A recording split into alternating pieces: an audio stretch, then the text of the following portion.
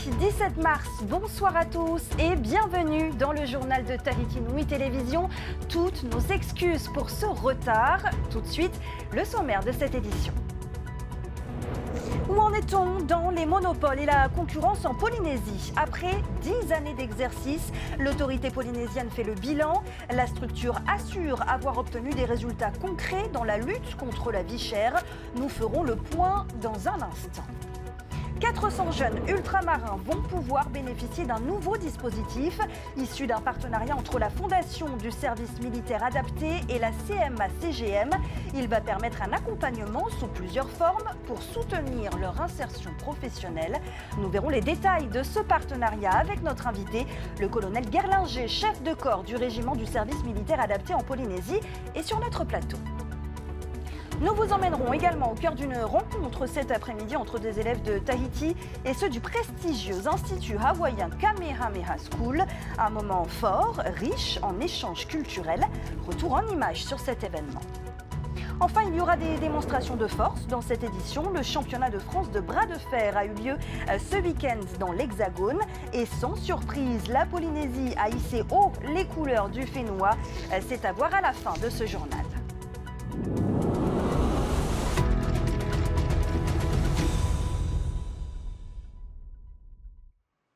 10 ans maintenant que l'autorité polynésienne de la concurrence exerce au Fénois. L'occasion de faire un bilan.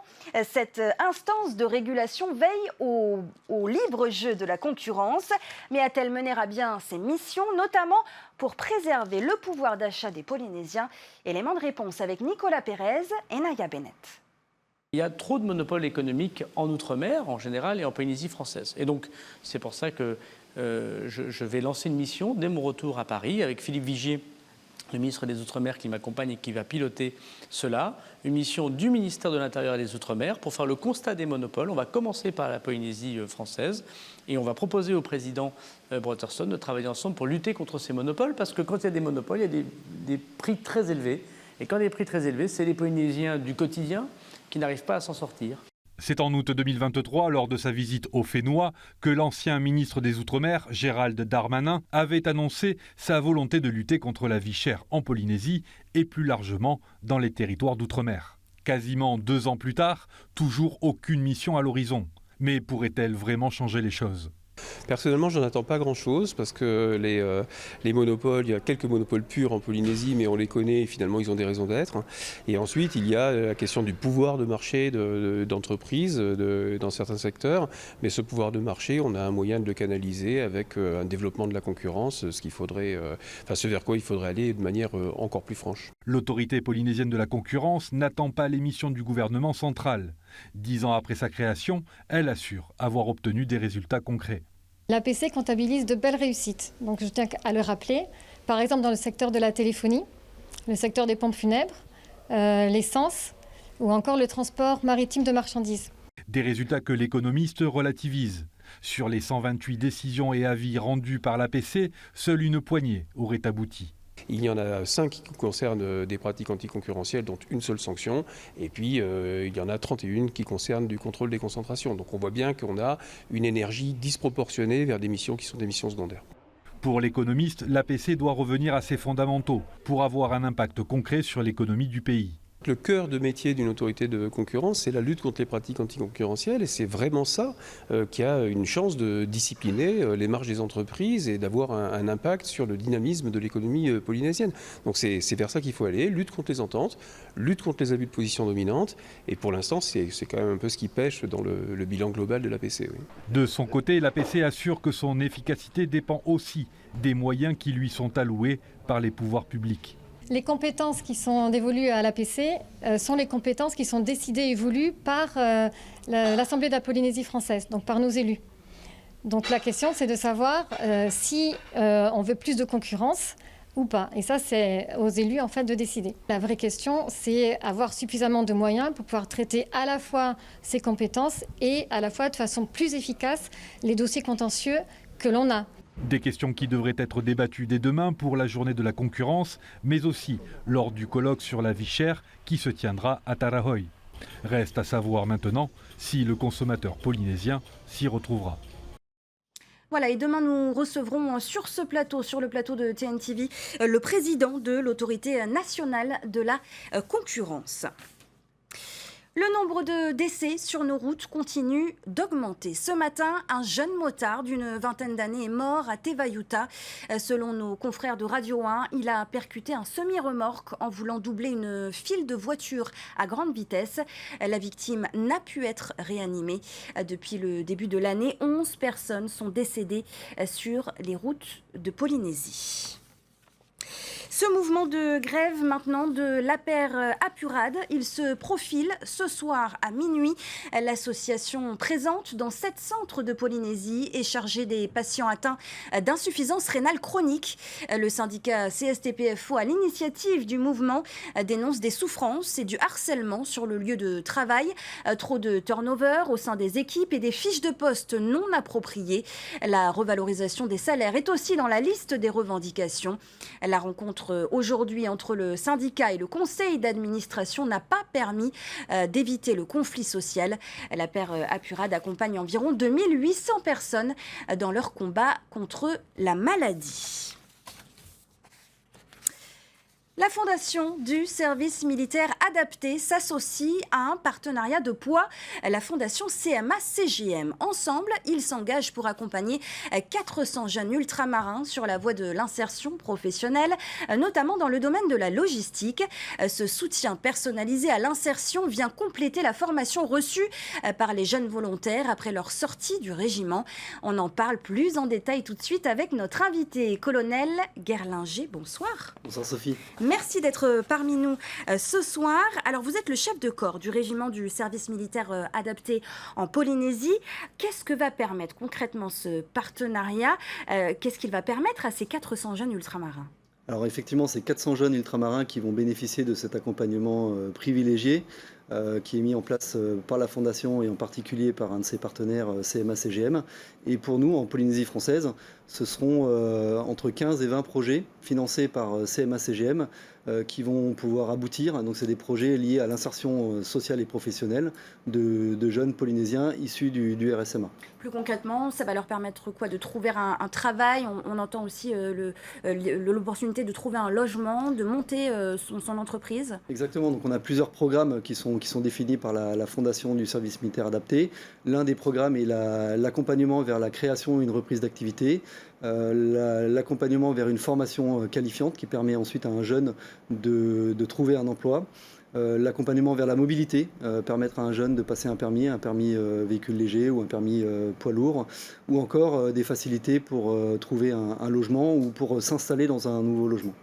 Alors on l'a dit, le partenariat il est avec la CMA-CGM. Pourquoi avoir choisi le secteur de la logistique? Alors c'est un secteur qui est présent sur tous les Outre-mer et donc ça faisait sens pour le SMA et pour la fondation du SMA de trouver des partenaires qui avaient des intérêts dans les Outre-mer et qui souhaitaient s'engager au profit des jeunes ultramarins. Alors, on l'a dit, ce partenariat va donc permettre notamment d'accompagner des jeunes s'ils souhaitent créer leur entreprise. Est-ce qu'il y aura des projets qui seront plus privilégiés que d'autres? Alors aujourd'hui, la fondation du SMA en Polynésie française reçoit un certain nombre de projets et accompagne tous les projets. Ensuite, on voit s'ils sont éligibles à un financement de la fondation. Et s'ils sont éligibles, c'est validé en comité exécutif par la fondation à Paris. Et ensuite, on reçoit un certain nombre de fonds pour pouvoir accompagner ce jeune, quel que soit le projet et quel que soit le secteur d'activité que le jeune souhaite entreprendre. Mais vous privilégiez tout de même l'autonomie, les projets autour de l'autonomie alimentaire. Alors, l'autonomie alimentaire, effectivement, c'est un des programmes de la Fondation. L'objectif, c'est d'accompagner les différents territoires ultramarins dans cette autonomie alimentaire qui est recherchée effectivement également ici en Polynésie française. Alors ce dispositif, il va fonctionner par l'octroi de bourses. Comment est-ce que vous avez sélectionné ces 400 jeunes ultramarins et à combien se monte cette bourse ? Alors, encore une fois, nous sommes à la recherche de projets. Donc, les jeunes peuvent venir solliciter la fondation du SMA, donc qui est localisée au régiment du service militaire adapté en Polynésie française. Et ensuite, ils viennent solliciter au travers de leurs projets des financements. Et globalement, les financements aujourd'hui, il y a une limite. On se limite à des financements allant jusqu'à 10 000 euros. Pour autant, on peut envisager des financements plus importants en allant rechercher d'autres partenaires ici sur le Fénois qui seraient en mesure de cofinancer ce projet, des banques, l'ADI, pour l'octroi de prêts. Et combien de jeunes seront sélectionnés concrètement ici en Polynésie? Alors dans le cadre de la fondation de CMA-CGM, c'est environ 15 à 20 projets qui vont être accompagnés dans les 3 prochaines années. Pour autant, l'association du SMA en Polynésie va accompagner d'autres projets, pas uniquement des projets qui seront financés. Oui, parce qu'il ne faut pas faire obligatoirement partie du RSMA pour pouvoir accéder à ce partenariat, à ce dispositif. Alors en fait, la CMA-CGM va financer des projets exclusivement au profit d'anciens jeunes du RSMA. L'association du SMA en Polynésie, elle, va accompagner des jeunes qui sont âgés qui ont entre 18 et 30 ans et qui sont originaires du Fénois, qui n'ont pas forcément eu un passage par le RSMA. Alors la Fondation du service militaire adapté, elle existe depuis 2023. Son association ici en Polynésie depuis 2024. Est-ce qu'on peut tirer un bilan de l'année passée? Alors on peut tirer un premier bilan, même si effectivement c'est la première année pleine de fonctionnement de l'association ici en Polynésie française. En 2024, donc l'association a été créée en février et ensuite a commencé réellement à fonctionner à partir de juillet-août 2024. Et on a accompagné 10 jeunes dans le cadre des différents programmes que j'ai énoncés tout à l'heure pour 11 coups de pouce dans les différents programmes. Alors, le RSMA a été vivement critiqué l'an dernier par certains membres de l'Assemblée, reprochant au régiment de conditionner les jeunes. Qu'est-ce que vous répondez ce soir? Et quelles sont concrètement finalement les missions du RSMA pour recadrer un peu les choses? Alors la mission, elle est assez simple, c'est l'insertion sociale et professionnelle.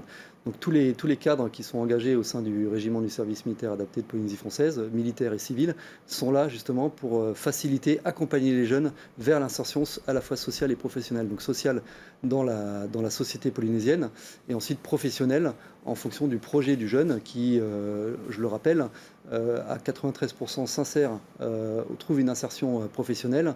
Et si on veut parler des engagements dans la défense, c'est à peu près 10% de jeunes qui partent dans la défense, c'est-à-dire que les 90 autres pourcents trouvent un emploi ici sur le Fénois et dans les entreprises de Polynésie. Merci beaucoup, colonel, d'avoir été notre invité ce soir. Focus à présent sur cette rencontre cet après-midi entre une centaine d'élèves du Fénois et ceux du prestigieux Institut hawaïen Kamehameha School.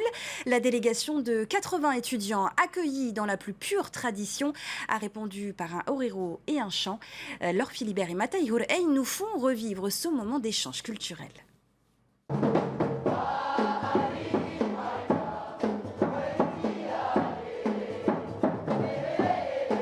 Des couronnes et des chants, ces adolescents se sont préparés pour recevoir leurs cousins hawaïens.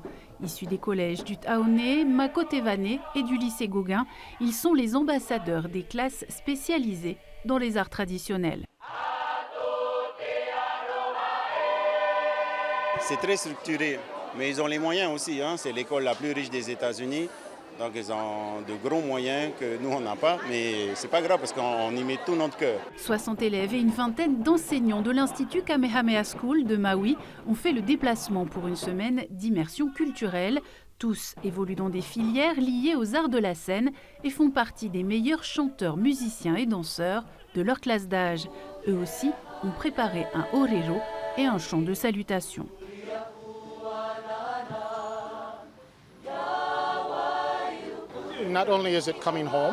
Non seulement c'est comme arriver à la maison, être en famille et revenir à nos origines, sur la terre de nos frères et sœurs, mais c'est aussi une étrange connexion de rencontrer des gens comme nous. C'est une vague d'émotions, c'est vraiment une célébration d'être à nouveau tous ensemble. L'après-midi s'est poursuivi avec des masterclass de Oriteiti, percussion et himene. Le conservatoire et les Kamehameha School prévoient des collaborations renforcées. Prochain rendez-vous entre Hawaï et la Polynésie en juin, avec la visite des pirogues de Hokulea. Et on plonge maintenant dans l'univers de la navigation traditionnelle. Des élèves du lycée professionnel d'Uturoa à Raiatea ont bénéficié d'une formation. Leur guide pour ce voyage hors du temps, Titawa Teipuarii. Il a tenté d'expliquer cet environnement marin si particulier, transmis de génération en génération. Ronnie Moufat. Lire le ciel, comprendre les étoiles et ressentir l'océan, cette science intuitive aussi ancienne que la civilisation polynésienne elle-même, les élèves du lycée professionnel d'Uturoa la découvrent. Un savoir-faire millénaire que Titaua Teipuari, navigateur expérimenté de la pirogue Fafaité, s'efforce de transmettre. C'est pas pour dire ah, il faut laisser un côté moderne. Non, en fait, il faut faire les deux. Il faut comprendre. Et après, en 2010, les pilotes sont arrivés On sait bien qu'on est un peuple de l'océan. Nos ancêtres ont beaucoup navigué et ils ont trouvé les îles. Donc, on est un peuple à l'océan. On se doit de réapproprier cette connaissance de la navigation. À travers cette initiation, les élèves découvrent une autre manière de naviguer, bien loin des instruments modernes, mais tout aussi précise et fascinante. C'est ça, parce qu'en fait, nos ancêtres n'ont pas attendu la boussole moderne pour pouvoir se repérer. Si on est aujourd'hui sur ces îles, et c'est là l'un des objectifs de cette rencontre, c'est de dire qu'autrefois on avait des connaissances, une mémorisation extraordinaire, alors qu'aujourd'hui on compte sur nos téléphones portables, nos GPS, mais tout ça, on peut le perdre du jour au lendemain. C'est ce que Titaua dit aux élèves. Nos ancêtres, ils avaient tout dans la tête. Et en fait, c'était eux les boussoles. C'était des boussoles vivantes, c'était des GPS vivants. Et ça se transmettait de génération en génération. Je dis merci à tous ceux qui ont œuvré avant et ceux qui ont partagé ces connaissances, comme les îles Satawa, Maupealo, Nainoa Thompson et tous les autres. C'est important. Et grâce à eux, maintenant, on peut être autonome, et comprendre notre propre histoire, nos légendes et nos mythes. Si la navigation moderne a remplacé les pratiques traditionnelles, le savoir ancestral polynésien continue d'inspirer les nouvelles générations. Un héritage qui a traversé les siècles et que Titaua compte bien préserver. Si je fais un pas ici, l'horizon, c'est toujours égal. Avis maintenant aux collectivités et aux entreprises concernées. Le Fonds de transition énergétique lance un 3e appel à projet. Vous avez jusqu'au 15 juillet pour déposer votre candidature.